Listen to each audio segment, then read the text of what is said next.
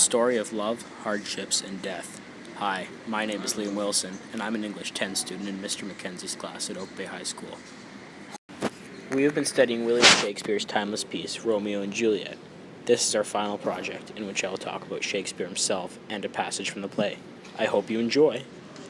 William Shakespeare was baptized in Stratford-upon-Avon on April 26, 1564. His official birth date is unknown, but one can assume that it is around that day. He was a magnificent poet, playwright, and actor. In fact, he is considered one of the best writers in English history. His plays were mostly comedies, histories, and tragedies. He was born into the family of John Shakespeare, a leather merchant, and Mary Arden. He eventually had 2 sisters and 3 brothers, but there aren't any records of his education.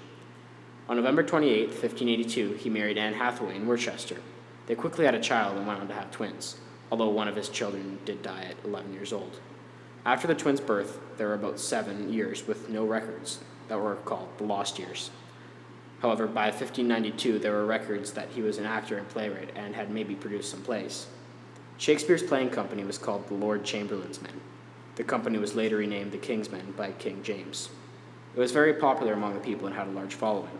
By 1597, 15 of his 37 plays were published. At this point, he was established enough to open his own theater. In 1599, Shakespeare's theater opened, called the Globe. He was very successful, and it was always busy, except when it was closed due to the plague. He died on April 23, 1616.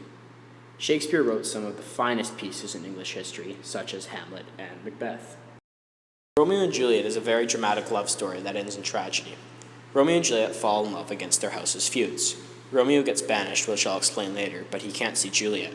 She is supposed to marry Paris, but she doesn't like him, so the friar helps her to see Romeo again by faking her death. They meet again, but realize they couldn't live a happy, free life. Now on to my passage, which I'll explore in depth. Each scene is intense, but I chose Act 3, Scene 1 because I thought it was the most dramatic.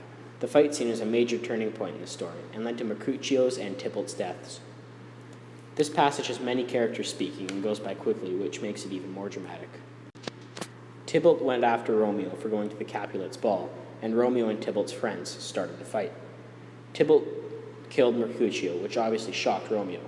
Romeo, in a moment of pure anger and grief, killed Tybalt. Dating back to previous cases of mischief with the Capulets and Montagues, if anyone disturbed the peace of Verona again, they'd be killed. Instead, Romeo was banished from the town, which prevented him from seeing Juliet. Overall, this passage represents anger and tragedy as the theme.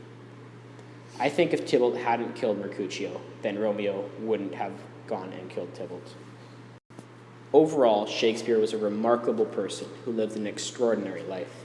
He achieved many accomplishments and wrote many priceless pieces of literature, including the great Romeo and Juliet. Thank you for your time.